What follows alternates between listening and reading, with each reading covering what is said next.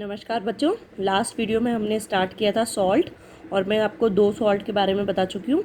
अब हम थर्ड ले रहे हैं। हमारा थर्ड है बेकिंग सोडा, जिसका कॉमन नेम है और इसका केमिकल नेम होता है sodium hydrogen carbonate. It's formula is NaHCO3 and it is also called sodium by carbonate.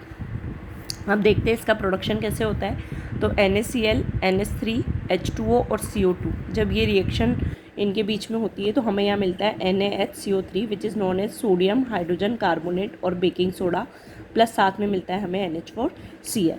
तो जब हम इस NaHCO3 को हीट देते हैं तो ये टूटेगा Na2CO3 में, प्लस CO2 गैस इवॉल्व होगी। तो when NaHCO3 is heated then it decompose to give sodium carbonate with the evolution of CO2 gas. अब बच्चों इसके यूज़ देखते हैं।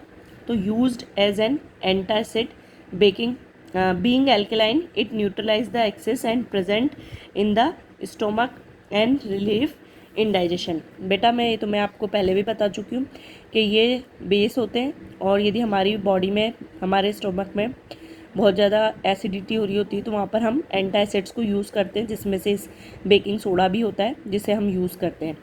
सेकेंड इसका यूज़ है use in making baking powder. बच्चों यहाँ पर आपको डिफरेंस दोनों में बिल्कुल ध्यान रखना है कि बेकिंग सोडा अलग चीज़ है, बेकिंग पाउडर अलग चीज़ है।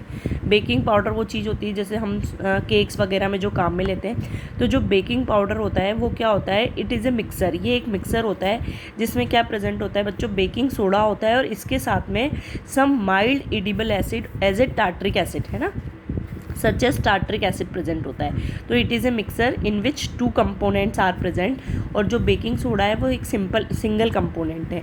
अब हम यहाँ पर देखेंगे कि बेकिंग सोडा है और यहाँ पर यदि एसिड H पॉजिटिव आयन आ रहे हैं हमारे टार्ट्रिक एसिड से, तो यहाँ पर हम Na पॉजिटिव पर CO2 गैस रिलीज़ हो रही है। तो बच्चों जब हम इसको हमारे किसी भी बैटर में या जो हम कुछ बना रहे होते हैं फूड प्रिपरेशन में यदि इसको यूज़ करते हैं तो वहाँ पर क्या होता है, ये CO2 गैस इवॉल्व होती है, जिसके कारण जो हमारा फूड मटेरियल होता है वो स्पंजी हो जाता है। ठीक है, आपने देखा होगा इडली या खमन वगैरह बहुत स्पंजी होते हैं, बहुत ज़्यादा फूले हुए से होते हैं, या केक वगैरह है वो इसी के कारण होते हैं, क्योंकि वहाँ पर CO2 गैस इवॉल्व होती है, जिसके कारण हमारा जो फूड होता है वो सॉफ्ट एंड फ्लफी हो जाता है। तो the CO2 gases produce get trapped in the wet dough and bubble out slowly, making the cake to rise and become soft and spongy। तो यहाँ मैंने डिफरेंस किया हुआ है कि बेकिंग सोडा में और बेकिंग पाउडर में। तो it is a single compound sodium hydrogen carbonate और it is a mixture of NaHCO3 and a solid edible acid such as a tartaric acid. इसको हम also it is used as in fire extinguisher. बच्चों ये कई बार question पूछा जाता है कि किसको हम यूज़ करते हैं, तो हाँ, sodium hydrogen carbonate is used as a fire extinguisher. हमारा नेक्स्ट सॉल्ट है ब्लीचिंग पाउडर। इसका फॉर्मूला होता है CaOCl2 और इसको हमने लिखा है कैल्शियम ऑक्सीक्लोराइड। तो बच्चों पहले तो हम देखते हैं कि क्या मतलब, यहाँ पर 2 टर्म्स आती हैं, एक होता है ब्लीचिंग एजेंट और एक होते हैं डिसइंफेक्टेंट। तो ब्लीचिंग एजेंट्स आर दो substance which remove colour from coloured substance and make them colourless.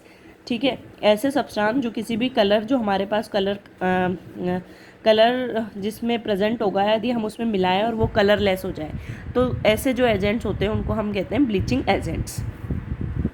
और डिसइंफेक्टेंट क्या होते हैं कि a substance which is use to kill germs और बैक्टीरिया। जब हम किसी भी चीज़ में बैक्टीरिया को या जर्म्स को यूज़ करने के लिए जो सब्सटेंस यूज़ किए जाते हैं उनको हम कहते हैं डिसइंफेक्टेंट। तो आपको ये 2 टर्म याद रखनी है, ब्लीचिंग एजेंट जो ऐसे सब्सटेंस जो किसी भी कलरफुल कंपाउंड को कलरलेस कर देंगे। ठीक है, अब हम देखते हैं इसको कैसे प्रिपेयर करते हैं। तो बच्चों ये होता है कैल्शियम हाइड्रोक्साइड CaOH का होल ट्वाइस, जिसे हम स्लेट लाइम भी कहते हैं। जब हम इसकी रिएक्शन क्लोरीन से करवा देते हैं तो यहाँ पर हमको मिलता है bleaching powder CaOCl2 calcium oxychloride. अब इसमें क्या होता है बच्चों, इसकी प्रॉपर्टी होती है कि it gives smell of chlorine, ये क्लोरीन की स्मेल देता है, और it is soluble in cold water, ये कोल्ड वाटर में सॉल्युबल होता है।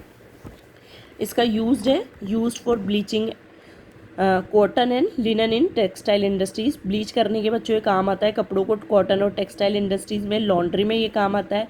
डिसइंफेक्टिंग ड्रिंकिंग वाटर सप्लाई, जो वाटर पानी आ रहा है उसको डिसइंफेक्टेड करने के लिए भी यूज़ किया जाता है। आपने देखा होगा कई बार स्विमिंग पूल में भी इसी को डिसइंफेक्शन के लिए हम ब्लीचिंग पाउडर को यूज़ करते हैं। और used as an oxidising agent in many chemical industries, और ये अच्छा एक ऑक्सीडाइजिंग एजेंट होता है, तो इसको केमिकल इंडस्ट्रीज़ में एज ए ऑक्सीडाइजिंग एजेंट के लिए भी यूज़ करते हैं।